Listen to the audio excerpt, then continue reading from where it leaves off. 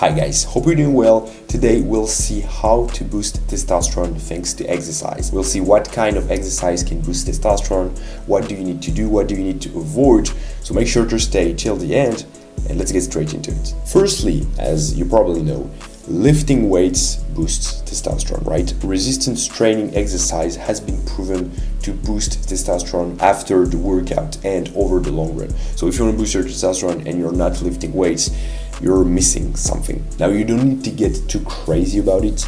Just 2, 3, or 4 lifting sessions per week can completely make it. You don't need to go bodybuilding level, powerlifting level to optimize your test thanks to lifting. But now the main question that a lot of lifters ask is, does cardio decrease testosterone? In the fitness industry, a lot of people tend to overestimate the capacity of cardio to decrease testosterone. Like, of course, there's some studies showing that if you do a very severe kind of cardio training, like you run, 60 miles a week, of course, it can be very detrimental for your testosterone, for your overall health in general, right? But it's like any other thing, right? If you overtrain in the gym, if you work out every single day for 2 hours, it's going to be detrimental for your health, so inevitably for your testosterone. People are missing the bigger picture, right? Because, of course, cardio can be detrimental for your health and for your testosterone, but let's get real, no one runs 60 miles a week. No one runs marathons every single morning, right?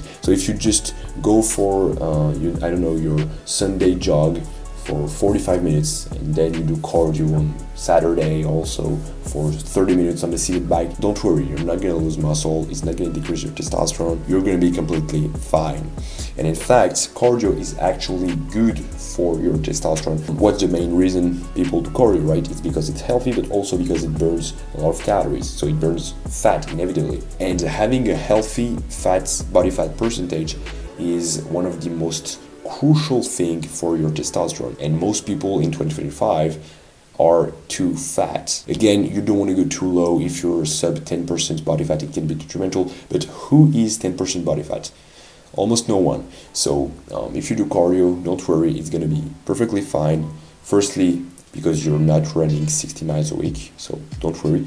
And also because it actually can be beneficial because it burns calories, so it burns fat, which is healthy and which is good for your testosterone. Now, there's something important to take into consideration that many people don't know, and it's how to combine lifting and cardio on the same day, because some people, they don't have the choice. They have to do the cardio session and the lifting session on the same time frame. And if that's your case, you need to know this basic rule, this basic principle: always do cardio after lifting. Always. Firstly, because your lifting session can be less detrimental for your performance on your cardio session than the opposite. Your cardio session can have a very detrimental impact on your strength and your weightlifting session if you do it right before. And the second reason is that it has been proven to decrease the testosterone release happening after the weightlifting session. So always do cardio after weights. And now let's talk about what's around exercise, because actually exercise is pretty healthy. Again, unless you're running 60 miles a week, training 4 hours a day, overtraining like an idiot, unless you're doing that, exercise is extremely healthy. So no matter what kind of exercise you're doing, cardio, lifting weights, playing sports, it's going to be healthy. But what's around exercise can be unhealthy. If you go to the gym every single day and you're sweating in a polyester t-shirt, there's a problem, bro, because polyester is essentially plastic, and it's kind of trendy nowadays to talk bad about plastic and about the detrimental effects it has on our health. But that's because it's real, it has been proven, right? Microplastics are very bad for your health, specifically for your testosterone. So I'm not telling you to throw away all your polyester clothes, but try as often as possible to train in 100% cotton clothes, because those microplastics in polyester clothes are in contact with your skin, and when you're working out, you're hitting those microplastics as your body temperature increases. Needless to say that it's harmful. And the second main source of microplastics in the fitness community is plastic water bottles. We know now that, in fact, plastic water bottles contain way more plastic particles than we thought, right? So you want to avoid that. So just try once a huge metal water bottle or a glass water bottle. It lasts forever. You don't have to buy it again unless you break it. So it's a good investment to make for your health and for your testosterone. So I think I've covered everything I wanted to cover.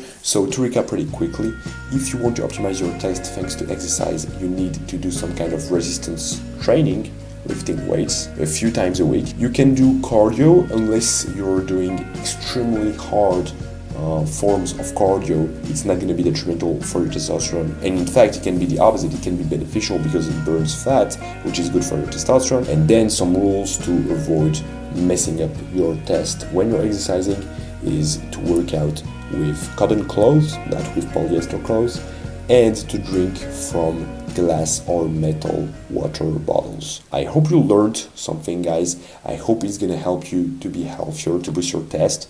If you enjoyed this video, you can leave a like, subscribe to my channel as well, click the bell button, and I'll see you next time.